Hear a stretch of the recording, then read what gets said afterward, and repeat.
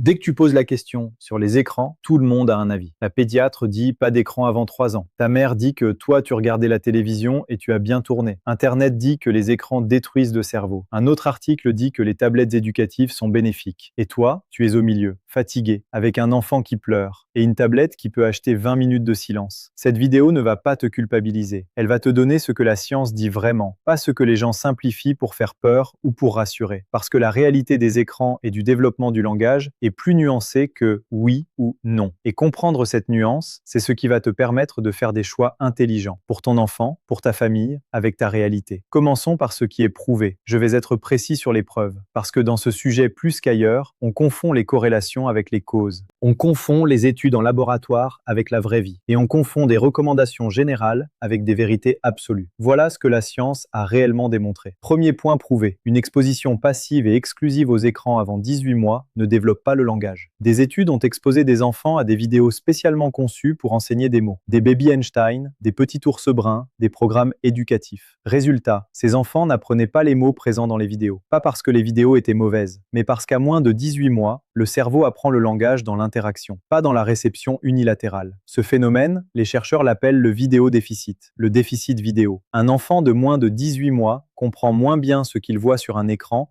que la même information présentée en direct par un humain. Parce que l'écran ne répond pas, il ne s'adapte pas, il ne réagit pas au regard de l'enfant. Et c'est cette réactivité, cette réciprocité qui est le moteur de l'apprentissage du langage. Deuxième point prouvé, une exposition excessive aux écrans est associée à moins de langage parental. Ce point-là, c'est peut-être le plus important. Et c'est le moins souvent mentionné. Quand l'enfant est devant un écran, le parent lui parle moins. Une étude de l'Université de Northern Arizona, 2014. Chaque heure d'exposition à la télévision de fond était associée à une réduction de 770 mots de parole adressés à l'enfant par heure. 770 mots de moins par heure. Ce n'est pas l'écran qui cause directement le retard, c'est l'écran qui remplace les conversations. Et les conversations, c'est le carburant du développement du langage. Troisième point prouvé, la télévision de fond réduit la qualité des interactions parent-enfant. Même quand le parent et l'enfant sont dans la même pièce, si la télévision est allumée en arrière-plan, les interactions sont moins riches, moins de regards partagés, moins de réponses aux vocalisations de l'enfant, moins de commentaires, moins de questions. La télévision capte une partie de l'attention des adultes,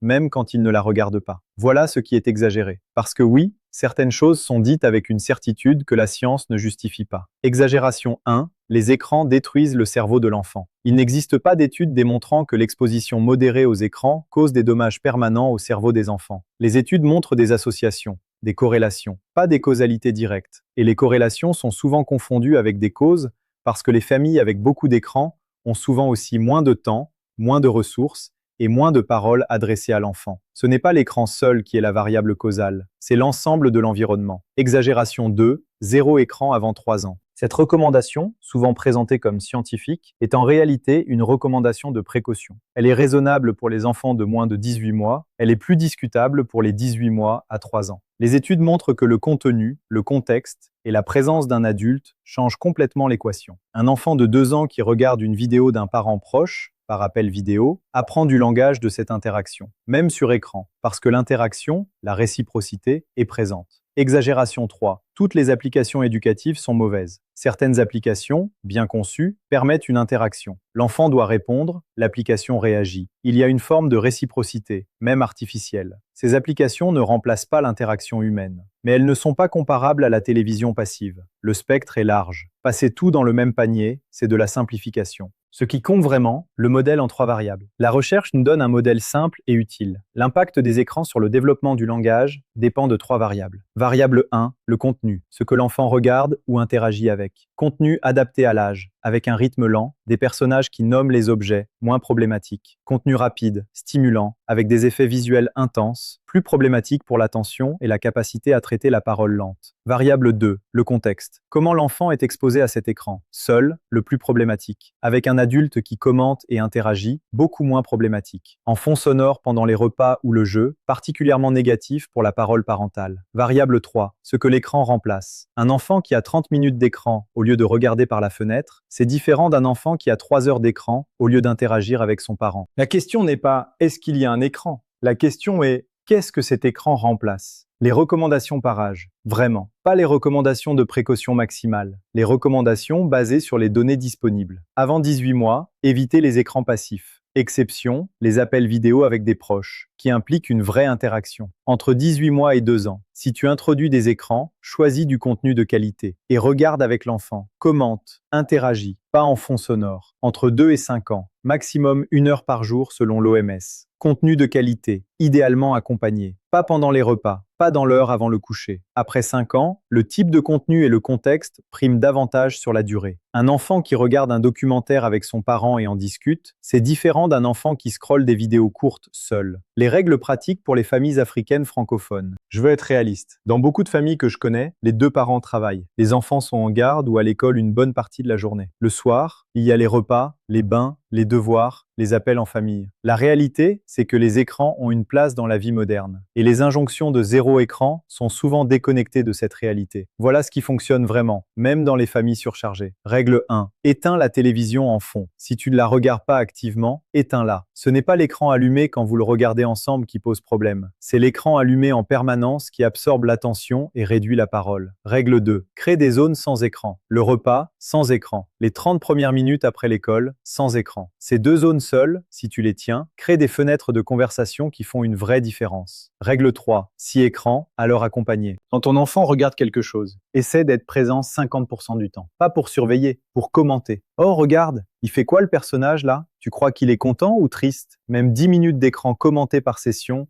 change la valeur développementale de cette exposition. Règle 4. Les appels vidéo comptent. Les appels avec la grand-mère au village, avec le tonton en France, avec les cousins. Ces appels, si l'enfant y participe, sont de l'interaction réelle. Encourage-les, ils développent le langage et les liens familiaux. Règle 5. L'heure de la qualité prime. Si tu es épuisé et que tu n'as pas l'énergie de commenter, mets l'écran. Repose-toi et récupère 15 minutes de vraie interaction plus tard dans la soirée. Un parent reposé qui parle 15 minutes de qualité vaut plus qu'un parent épuisé qui commente 2 heures sans énergie. La culpabilité ne produit pas de langage. L'interaction, oui. Récap de ce qu'on a vu aujourd'hui. Ce qui est prouvé, l'exposition passive exclusive avant 18 mois n'enseigne pas le langage. Les écrans réduisent la parole parentale. La télévision de fond nuit aux interactions. Ce qui est exagéré, les écrans détruisent le cerveau. 0 écran avant 3 ans comme vérité absolue. Toutes les applis éducatives sont mauvaises. Ce qui compte vraiment, le contenu, le contexte, ce que l'écran remplace. Et les règles pratiques, éteins le fond sonore. Crée des zones sans écran. Accompagne quand tu peux. Les appels vidéo comptent. La qualité de ton énergie prime. Abonne-toi à Potentiel Illimité. On publie chaque semaine du contenu scientifique et concret, sans la culpabilisation, sans les simplifications excessives. Le guide complet est dans la description. Chapitre entier sur les écrans, avec les études, les recommandations, les alternatives pratiques. Le lien est en dessous.